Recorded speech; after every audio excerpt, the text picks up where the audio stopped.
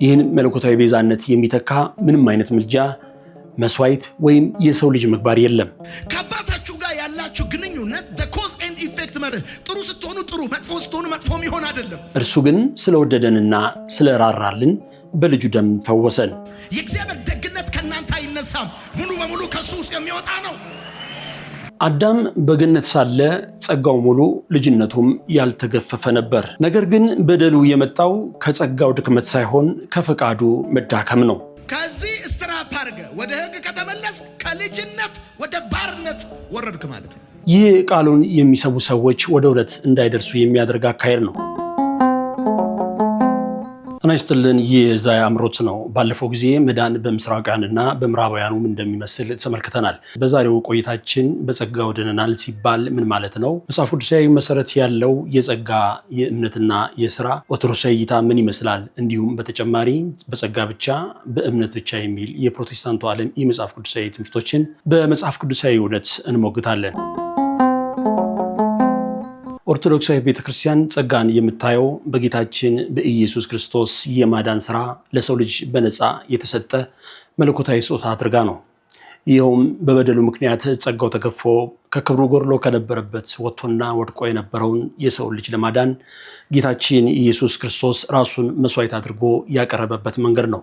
ይህ በክርስቶስ ቤዛነት የተገኘው ጸጋ ወይንም ነፃ ስጦታ ማንም ሊተካው የማይችል የማይደገምና የድህነታችን መሰረት ነው። ቤተክርስቲያን በትምህርቷ ይህን የማዳን ሥራ ማናቸውም አይነት የሰው ልጅ ምግባርና ሥራ ሌላ መስዋዕትና ምልጃ ሊተኩት ወይም ሊስተካከሉት እንደማይችሉና ይልቁንም ጸጋው ራሱ ለቅድስና ሕይወት ኃይል የሚሆን መለኮታዊ ሀብት መሆኑን ታስተምራለች። ሐዋርያው ቅዱስ ጳውሎስ በሮሜ መልእክቱ ምዕራፍ 3 ቁጥር 24 ላይ በኢየሱስ ክርስቶስም በሆነው ቤዛነት በኩል እንዲያው በጸጋው ይጸድቃሉ ይላል።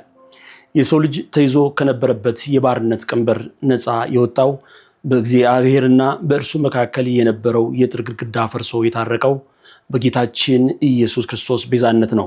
እንዲሁ በጸጋው ማለቱም ያለ ሰው ልጅ ጥረትና ድካም በእርሱ ቸርነት የተደረገ በመሆኑ ነው።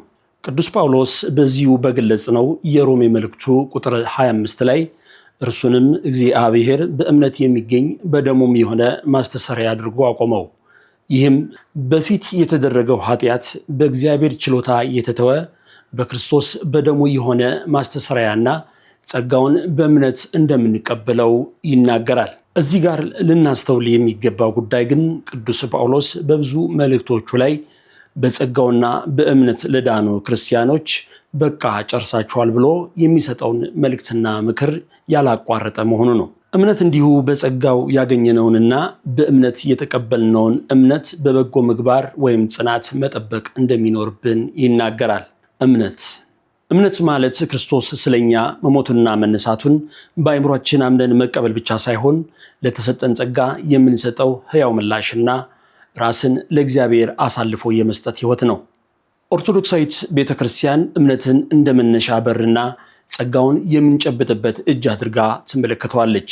ይህ እምነት በቃል ምስክርነት ብቻ የሚገደብ ሳይሆን በምስጢራተ ቤተክርስቲያን በጥምቀትና በቁርባን በኩል ከክርስቶስ ጋር የምንዋሃድበትና በመለኮታዊ ባህሪ ተካፋይ ለመሆን የምንጓዝበት የሕይወት መንገድ ነው። ሥራ በኦርቶዶክሳዊት ተዋሕዶ ቤተክርስቲያን አስተምሮ ሥራ ወይም ምግባር የድህነት ዋጋ ሳይሆን የዳነው ሰው ሕያው ፍሬና ለእግዚአብሔር ፍቅር የሚሰጥ ተግባራዊ እሽታ ነው። ምግባር ማለት እግዚአብሔር በነፃ የሰጠንን የልጅነት ጸጋ በንቃት የምንጠብቅበትና የምናጸናበት መንፈሳዊ ተጋድሎ ነው። ጸጋ የሰው ልጅ ድካም የማይገዛው ስጦታ ነው። ድህነት በሰው ጥረት የሚገዛ ሸቀጥ ሳይሆን እግዚአብሔር በቸርነቱ የሰጠን ነፃ ስጦታ ነው።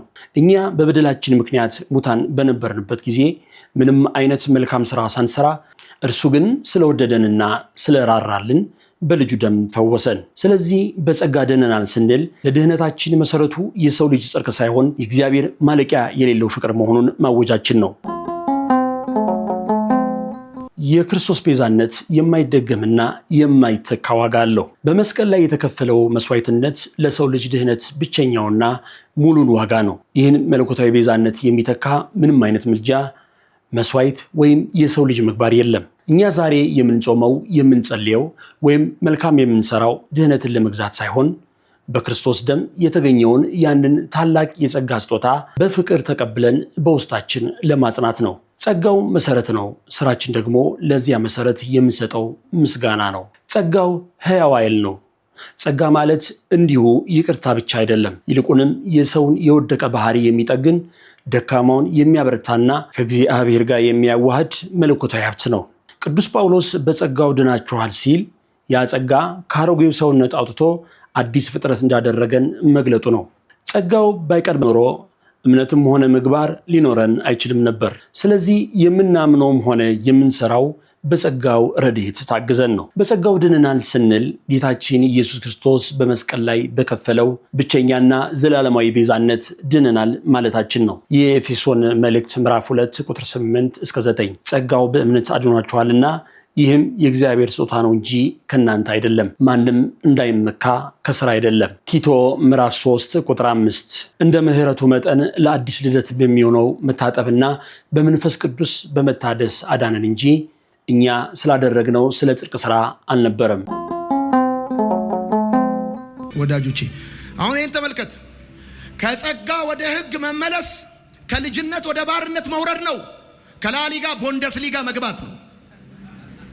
እጅን አንስተ እንዲሁ በጸጋ ብለህ ስታበቃ ከዚህ ስትራፕ አድርገህ ወደ ሕግ ከተመለስ ከልጅነት ወደ ባርነት ወረድክ ማለት ነው። ኦርቶዶክሳዊት ተዋሕዶ ቤተክርስቲያን ከሕግ ይልቅ ጸጋ ይበልጣል የሚለውን የወንጌል እውነት ትቀበላለች። ነገር ግን ክርስትና የሕግ ፍጻሜ የሆነው የፍቅር ጸጋ እንጂ ሕግ አልባነት ማለት አይደለም። እዚህ ላይ ቀደም ብለን እንደገለጽነው ሕግ የምንለው ብትወዱኝ ትእዛዜን ጠብቁ ተብሎ የተሰጡንን የቅድስና ስራዎችን እንጂ የኦሪት ሕግ የሆኑትን የእንስሳት መስዋዕትና ግርዛት አለመሆኑን ማስታወስና መረዳት ያስፈልጋል። በቪዲዮ ላይ የተጠቀሰው ሐሳብ እምነትን ብቻ በማግዘፍ ምግባርን ወይም ሕግን እንደ ባርነት የመቁጠር አዝማሚያ ይታያል። ኦርቶዶክሳዊት ተዋሕዶ ቤተክርስቲያን ግን በያዕቆብ መልእክት ምዕራፍ 2 ቁጥር 26 ላይ ያለ ሥራ እምነት የሞተ ነው በሚለው መጽሐፍ ቅዱሳዊ ቃል መሰረት ጸጋው በሥራ እንዲገለጥ ታስተምራለች።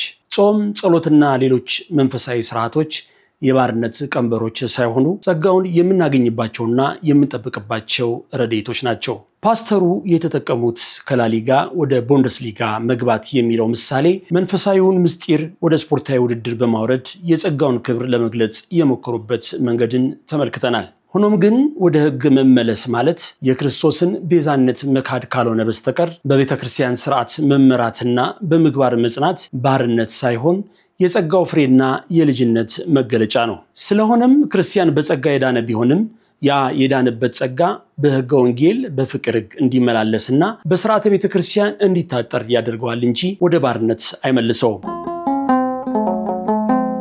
አሁን በጸጋው ድነናል ለሚሉ ክርስቲያኖች ቅዱስ ጳውሎስ በመልእክቱ ከላካቸው ክፍሎች መካከል የተወሰኑትን እንመልከት። ወደ ፊልጵስዩስ ሰዎች ምዕራፍ 2 ቁጥር 12 ሁልጊዜ እንደታዘዛችሁ በፍርሃትና በመንቀጥቀጥ የራሳችሁን መዳን ፈጽሙ። እዚህ ላይ ፈጽሙ የሚለው ቃል የተሰጠን መዳን በተግባር ጠብቁ፣ አጽኑ ማለት መሆኑን ነው። አንደኛ ቆሮንቶስ ምዕራፍ 9 ቁጥር 27 ላይ ደግሞ ለሌሎች ከሰበኩ በኋላ እኔ ራሴ የተጣልኩ እንዳልሆን ስጋዬን እየጎሰምኩ አስገዛዋለሁ ይላል ቅዱስ ጳውሎስ። ቅዱስ ጳውሎስ ጸጋው እንዳይጠፋበት የሚያደርገውን ተጋድሎን ያሳያል። ዕብራውያን ምዕራፍ 12 ቁጥር 15 የእግዚአብሔር ጸጋ ለማንም እንዳይጎርለው ተጠንቀቁ ይላል። በተጨማሪም በገላትያ ምዕራፍ 5 ቁጥር 1 ላይ በነፃነት እንኖር ዘንድ ክርስቶስ ነፃ ወጣን፣ እንግዲህ ጸንታችሁ ቁሙ፣ እንደገናም በባርነት ቀንበር አትያዙ ይላል። አትርሱ። እነዚህ የመጽሐፍ ቅዱስ ጥቅሶች የተጻፉት በጸጋው ለዳኑ ክርስቲያኖች ነው። አንድን ነገር እንመልከት።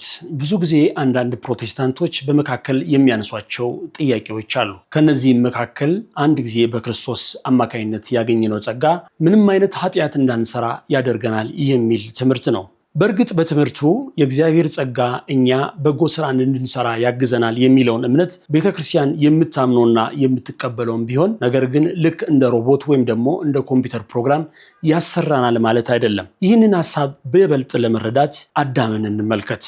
አዳም ገነት ሳለ ጸጋው አልጎደለም፣ ልጅነቱም ሙሉ ነበረ። ነገር ግን ጸጋው አዳምን እንደ ሮቦት ፕሮግራም አድርጎ ጥሩ ብቻ እንድትሰራ ብሎ አላሰረውም። እግዚአብሔር ሰውን ሲፈጥረው የፈቃድ ነፃነትን የሰጠው ጸጋውን በውዴታ እንጂ በግዴታ እንዲቀበለው ስላልፈለገ ነው። አዳም የሳተው ከጸጋ ጉድለት ሳይሆን ከፈቃዱ መዛባት የተነሳ ነው። ጸጋው አዳምን ወደ ኃጢአት አልመራውም፣ ይልቁንም እንዳይበድል የሚያስጠነቅቅ ብርሃን ነበረው። ነገር ግን አዳም ያንንም ብርሃን ትቶ በገዛ ፈቃዱ ጨለማውን መረጠ። ጸጋው ካለ ለምን አዳም እንዳይበድል አላገደውም ለሚለው ጥያቄ ምላሹ እውነተኛ ፍቅር ያለ ነፃነት አይኖርም የሚል ነው።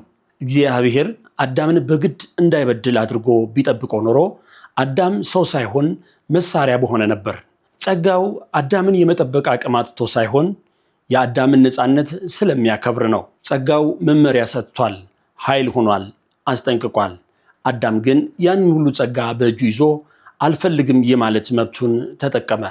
ይህ የሚያሳየው ጸጋው በሰው ላይ በኃይል እንደማይሰለጥንና ድህነት ሁልጊዜም የሰው ልጅ እሽታ ወይም ፈቃድ እንደሚያስፈልገው ነው። አዳም በገነት ሳለ ጸጋው ሙሉ፣ ልጅነቱም ያልተገፈፈ ነበር። ነገር ግን በደሉ የመጣው ከጸጋው ድክመት ሳይሆን ከፈቃዱ መዳከም ነው። ጸጋው ለምን አልጠበቀውም ካልን ጸጋ ሰውን በግድ የሚጠብቅ የብረት አጥር ሳይሆን በፈቃድ የሚኖር የብርሃን መንገድ ስለሆነ ነው። እግዚአብሔር ሰውን በጸጋው አጥሮት ቢሆን ኖሮ ሰው ነፃነቱን ያጣ ሮቦት ይሆን ነበር።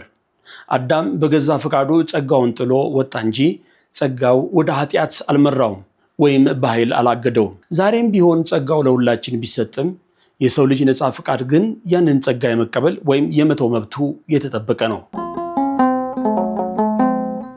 አንድ ሰው 2 ልጆች ነበሩት አለ ጌታ። ድርሻውን ተቀብሎ ሩቅ ሀገር ሄደ ይላል። ልጁ ተንኮለኛ ነው። እዚሁ ለመደነስ ስለማይመቸው የማይታወቅበት ሰፈር ሄዶ ነው መደነስ የፈለገው። እንደዚህ ደነሰ፣ ወደ ኋላ ደነሰ፣ የሚፈልገውን አረገ። ከሴተኛ ዳሪ ጋር ገንዘቡን አጠፋ። ያኛው ወንድምየው ሳር ሲያጭድ፣ ከብት ሲያበላ፣ አተላ ሲፈተፍት፣ ቤት ሲጠርግ ምናምን ይኖራል። ሁሉ ነገር ጨርሶ መጣ። ሲመጣ ለጣቱ ቀለበት፣ ለእግሩ ጫማ፣ ለሰውነቱ ልብስ፣ ደግሞ ድግስ አዘጋጅቶ ወዳጆቼ ወንበሩ መለሰለት። ከአባታችሁ ጋር ያላችሁ ግንኙነት the cause and effect መርህ፣ ጥሩ ስትሆኑ ጥሩ፣ መጥፎ ስትሆኑ መጥፎ የሚሆን አይደለም። የእግዚአብሔር ደግነት ከእናንተ አይነሳም፣ ሙሉ በሙሉ ከሱ ውስጥ የሚወጣ ነው። ፓስተሩ በሉቃስ ወንጌል ምዕራፍ 15 ቁጥር 11 ጀምሮ ያለውን የጠፋው ልጅ ታሪክን ጠቅሰው ሲያስተምሩ የእግዚአብሔርን ቸርነት ለማሳየት የሞከሩ ቢሆንም ልጁ ዝም ብሎ እንደተመለሰና አባቱም ያለምንም ቅድመ ሁኔታ እንደተቀበለው አድርገው አቅርበውታል። ይህ ቃሉን የሚሰሙ ሰዎች ወደ እውነት እንዳይደርሱ የሚያደርግ አካሄድ ነው። መጽሐፍ ቅዱስ ልጁ ወደ አባቱ ከመመለሱ በፊት ወደ ልቡ ተመልሶ ጥፋቱን እንዳመነና አባቴ ሆይ በሰማይና በአንተ ፊት በደልኩ በማለት የንስሐ ቃል እንደተናገረ በግልጽ ያስረዳል። ኦርቶዶክሳዊ ተዋሕዶ ቤተክርስቲያን ንስሐን የድህነት በር አድርጋ ትመለከታለች። አባትየው ልጁን የተቀበለው ልጁ በበደሉ ተጸጽቶና ተዋርዶ ወደ አባቱ ቤት በመመለሱ ጭምር መሆኑን ሊዘነጋ አይገባም። ፓስተሩ ከአባታችሁ ጋር ያላችሁ ግንኙነት በምክንያትና ውጤት ወይንም በኮዝ ኤንድ ኢፌክት መርህ ላይ የተመሰረተ አይደለም ማለታቸው የእግዚአብሔርን የጸጋ ስጦታ ለመግለጽ ያደረጉት መንገድ ቢሆንም በመንፈሳዊ ሕይወት ግን የእኛ ተግባር ወይም ምላሽ ትልቅ ቦታ አለው። በዚህ ውስጥ ያየነውም ከላይ ለመግለጽ እንደሞከርነው ልጁ ስለ በደሉ ተጸጽቶና ተዋርዶ ወደ አባቱ ቤት መመለሱ ነው። እናስተውል። እግዚአብሔር የፀሐይን ብርሃን ለበጎዎችም ሆነ ለክፉዎች ቢያወጣም የልጅነት ጸጋውን ግን በንስሐ ለሚመለሱና በትእዛዛቱ ለሚኖሩ ይሰጣል። ልጁ ወደ አባቱ ባይመለስ ኑሮ የአባቱ ቸርነት አያድነውም ነበር። ስለዚህ መመለሱ ወይም ንስሐው ለድህነት ምክንያት ሆኗል። ፓስተሩ ጥሩ ስትሆኑ ጥሩ፣ መጥፎ ስትሆኑ መጥፎ የሚሆን አይደለም ማለታቸው የክርስቲያናዊ ስነ ምግባርን ዋጋ የሚያቃልል መስሎ ይታያል። እግዚአብሔር በጸጋው የጠራን በኃጢአት እንድንቀጥል ሳይሆን ከኃጢአት እንድንነጻ ነው። ሐዋርያው ቅዱስ ጳውሎስ ይህንኑ ሲያብራራ እንዲህ ይላል፣ ሰዎችን ሁሉ የሚያድን የእግዚአብሔር ጸጋ ተገልጧልና ይህም ጸጋ ኃጢአተኝነትንና ዓለማዊን ምኞት ክደን በአሁኑ ዘመን በመጠንና በጽድቅ እግዚአብሔርንም በመምሰል እንድንኖር ያስተምረናል። ቲቶ ምዕራፍ 2 ቁጥር 11። እዚህ ላይ ጸጋው ራሱ በጽድቅ እንድንኖር ያስተምረናል በማለቱ ምግባር ከጸጋ የማይነጠል መሆኑን ያረጋግጣል። በቪዲዮ ላይ የተጠቀሰው ጥሩም ብትሆኑ መጥፎም ብትሆኑ አባታችሁ አይለወጥም የሚለው ሐሳብ የእግዚአብሔርን ባህሪ ቢገልጽም የሰውን የድህነት ጉዞም ግን አደጋ ላይ ሊጥል ይችላል። ምክንያቱም በዕብራውያን ምዕራፍ 12 ቁጥር 14 ላይ ቅድስና የሌለው ጌታ ሊያይ አይችልም ተብሎ ተጽፏልና ነው። እግዚአብሔር ለሰው ልጆች ሁሉ አባት ቢሆንም ወደ መንግስቱ የሚገቡት ግን በሰማያት ያለውን የአባቴን ፈቃድ የሚያደርግ እንደሆኑ ጌታችን በማቴዎስ ወንጌል ምዕራፍ 7 ቁጥር 21 ላይ በግልጽ ተናግሯል። እግዚአብሔር ቸር ስለሆነ ብቻ በክፋታችን እንድንቀጥል አይፈቅድልንም። ሐዋርያው ቅዱስ ጳውሎስ እንዲህ ሲል ያስጠነቅቃል። ወይስ የእግዚአብሔር ቸርነት ወደ ንስሐ እንዲመራህ ሳታውቅ የቸርነቱንና የመቻሉን የትዕግስቱንም ባለጠግነት ትንቃለህን? ሮሜ ምዕራፍ 2 ቁጥር 4። ይህ ጥቅስ የሚያሳየው የእግዚአብሔር ቸርነት ዓላማው ሰውን ወደ ንስሐና ወደ መልካም ምግባር መምራት መሆኑን ነው። ቸርነቱን እንደ መጥፎ ሥራ መሸፈኛ መጠቀም ግን ቸርነቱን መናቅ ነው። እግዚአብሔር ቸር ቢሆንም ቅዱስም ነው። እኔ ቅዱስ እንደሆንኩ እናንተም ቅዱሳን ሁኑ ብሎናል። አንደኛ ጴጥሮስ ምዕራፍ 1 ቁጥር 16። ልጅነታችን የሚጠበቀው በአባታችን ቤት በስርዓት ስንኖር ነው። በአጠቃላይ የፓስተሩ ትምህርት የእግዚአብሔርን ፍቅር ብቻ ነጥሎ በማውጣት የሰው ልጅ ሊያደርግ የሚገባውን ድርሻ ወይም ንስሐንና ትጋትን ችላ የሚል ነው። ኦርቶዶክሳዊ ተዋሕዶ ቤተክርስቲያን ግን እግዚአብሔር በቸርነቱ እንደሚቀበለን ሁሉ እኛም በበኩላችን በንስሐ ወደ እርሱ መቅረብ እንዳለብን ታስተምራለች። ገላትያ ምዕራፍ 5 ቁጥር 1 በነፃነት እንኖር ዘንድ ክርስቶስ ነፃ ወጣን፣ እንግዲህ ጸንታችሁ ቁሙ፣ እንደገናም በባርነት ቀንበር አትያዙ ይላል። ለዛሬ የነበረን ቆይታ ይህንን ይመስላል። በቀጣይ ጊዜ በሌላ ኦርቶዶክሳዊ አስተምህሮ እንገናኛለን። ቸርን ሰንብት።